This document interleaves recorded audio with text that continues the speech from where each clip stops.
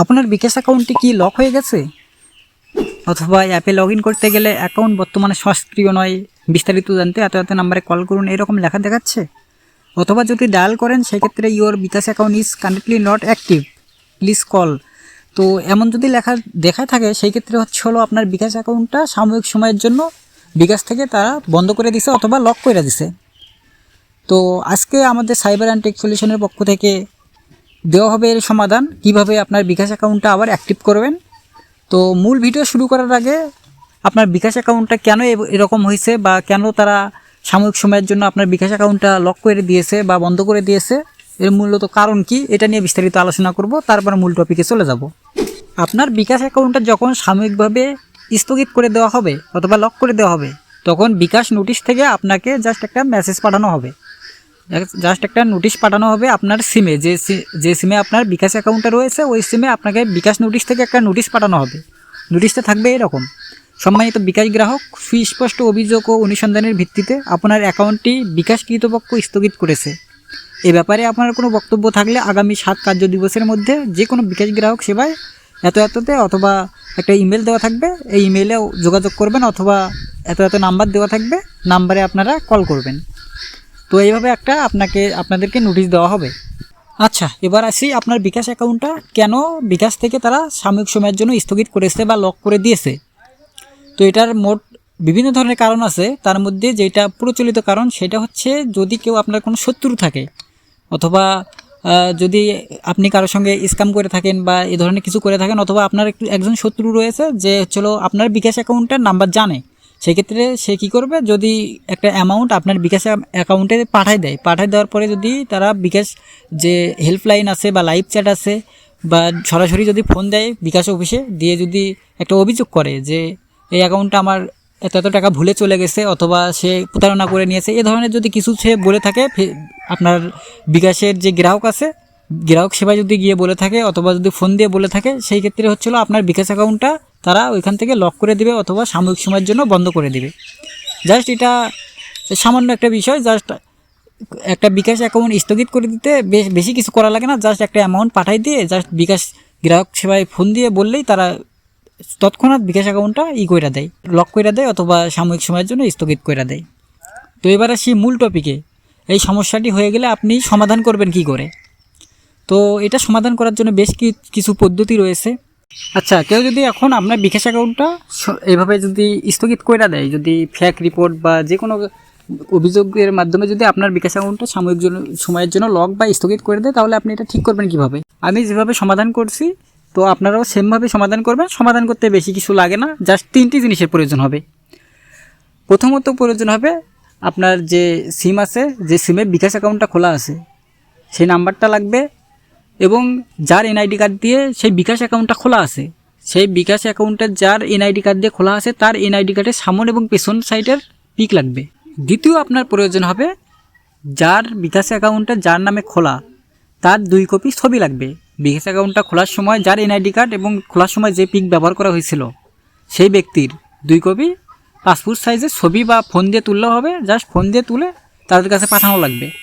আর 3 number বিষয়টা, just একটা দরখাস্ত লেখা লাগবে, বিকাশ অফিসে একটা দরখাস্ত পাঠিয়ে দেওয়া লাগবে। তো দরখাস্তটা আপনি কিভাবে লিখবেন ওটা আমি দেখাই দেবো। দরখাস্তটা লেখার কিছু নিয়ম আছে।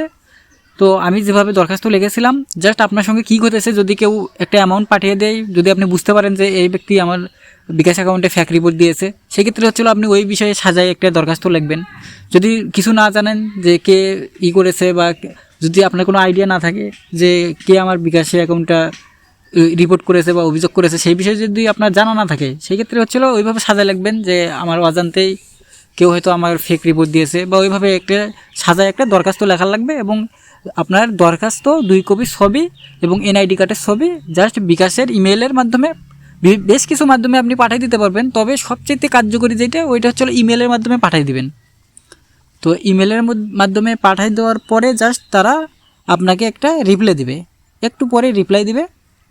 তো আপনি যখন তাদের ইমেলের মাধ্যমে যখন আপনি আপনার একটা দরখাস্ত 2 কপি ছবি এবং এনআইডি কার্ডের ছবি যখন পাঠিয়ে দিবেন, তখন বিকাশ অ্যাকাউন্ট থেকে আপনাকে একটা মেইল পাঠানো হবে যে প্রিয় গ্রাহক, আমাদের সাথে যোগাযোগ করার জন্য ধন্যবাদ। সুস্পষ্ট অভিযোগের ভিত্তিতে আপনার অ্যাকাউন্ট বিকাশ কর্তৃপক্ষ সাময়িক স্থগিত করেছে। আপনার দেওয়া কাগজপত্র আমরা রেখে দিয়েছি, যাতে এই বিষয়ে বিকাশ প্রয়োজনীয় ব্যবস্থা গ্রহণ করতে পারে। আপনার সাথে আগামী 3 কার্য দিবসের মধ্যে বিকাশ নোটিশ থেকে SMS পাঠিয়ে যোগাযোগ করা হবে। ধন্যবাদ, বিকাশ কাস্টমার সার্ভিস টিম। তো এইভাবে একটা ইমেল পাঠানো হবে আপনার ফোনে। তো এখানে হচ্ছিলো একটু সময়টা দেখি, 3 কার্য দিবস। এখানে 3 কার্য দিবস মানে কিন্তু 3 দিন না, এখানে হচ্ছিলো 3 কার্য দিবস ওরা বলে, কিন্তু হচ্ছিলো আপনার 10 থেকে 12 দিন সময় লাগবে এটা ঠিক হইতে। তারা যে রিভিউ করে ঠিক করে দিবে, তারা কমপক্ষে 10 থেকে 12 দিন সময় নেবে। এবার তাদের ইমেল অ্যাড্রেসটা একটু দেখি, support@bikash.com। জাস্ট এটার মাধ্যমে আপনারা ইমেল করে পাঠিয়ে দেবেন, তাহলে আপনাদের কাজ শেষ। তাহলে আপনাদের 10 থেকে 12 দিনের মধ্যেই আপনাদের অ্যাকাউন্টটা তারা ঠিক করে দিবে। এবার আসি দরখাস্তর বিষয়ে। আপনি যে দরখাস্তটা লিখবেন এটা কিন্তু অবশ্যই খাতায় লিখতে হবে, এবং যে ইমেলের মাধ্যমে পাঠিয়ে দিচ্ছেন ইমেলেও লিখতে হবে। ইমেলের মাধ্যমে লিখবেন এবং খাতায় লিখবেন। খাতায় লিখে একটা পিক তুলে জাস্ট ওইটা অ্যাড করে দিবেন, ওই পিকগুলোর সঙ্গে অ্যাড করে দিবেন। NID কার্ডের পিক এবং নিজের পিকের সঙ্গে অ্যাড করে দিবেন। ওই খাতায় যে দরখাস্তটা লিখবেন ওইটার একটা পিক তুলে ওইটা অ্যাড করে দিবেন, অবশ্যই অ্যাড করে দিবেন, নয়তো কিন্তু আপনাকে বিকাশ অ্যাকাউন্টটা তারা খুলে দিবে না। তো এবার আসি কীভাবে দরখাস্ত লিখবেন। তো আমি যেভাবে লিখেছিলাম, আমার সঙ্গে যেটা ঘটেছিল ওই অবস্থায় লিখেছিলাম। তো আপনাদের সঙ্গে যা ঘটেছে, যে কারণে যদি জানা থাকে তাহলে ওইভাবে সাজায় লিখবেন, আর যদি জানা না থাকে তাহলে যেভাবে লেখার দরকার ওইভাবে লিখবেন। তো আমি যেভাবে লিখেছি একটু দেখেন, তাহলে একটু আইডিয়া হয়ে যাবে। তো প্রথমে যে তারিখে আপনার বিকাশ অ্যাকাউন্টটা বন্ধ করে দেওয়া হয়েছিল, জাস্ট ওই তারিখগুলো লাগবে। এবং কেউ যদি আপনার বিকাশ অ্যাকাউন্টে কোনো ট্রানজ্যাকশন করে থাকে, সেই ক্ষেত্রে হচ্ছিলো যদি কোনো টাকা পয়সা পাঠায় থাকে, সেই ক্ষেত্রে ট্রানজ্যাকশন যে আইডি আছে ওই আইডিগুলো লাগবে। তো আপনি যেদিন যে দরখাস্তটা লিখবেন সেই দিন হচ্ছিলো তারিখ দিবেন, দিয়ে সেই দিনের ডেট দিবেন। আমি 2 ডিসেম্বর 2025 লিখেছিলাম, তো আমি ওইটাই দিয়েছি। তারপর বরাবর লিখবেন, একটু নিচে লিখবেন বিকাশ কর্তৃপক্ষ গ্রাহক সেবা বিভাগ। তারপর বিষয় লিখবেন অনলাইন ফাইল ক্রয়ের অর্থ ফেরত না দেওয়ায় বিকাশ অ্যাকাউন্ট বন্ধ বা লক হয়ে যাওয়া প্রসঙ্গে। মানে বিষয়ে এখানে হচ্ছিলো আপনি যে যদি কিছু ঘটে থাকে সেই ক্ষেত্রে ওইটাই জাস্ট লিখে দিবেন ওইখানে। তারপরে লিখবেন শ্রদ্ধেয় মহোদয়, এখানে লিখবেন আমি রঞ্জু আহমেদ। এখানে হচ্ছিলো আপনার NID কার্ডের যে নামটা আছে ওই নামটা বসাই দিবেন।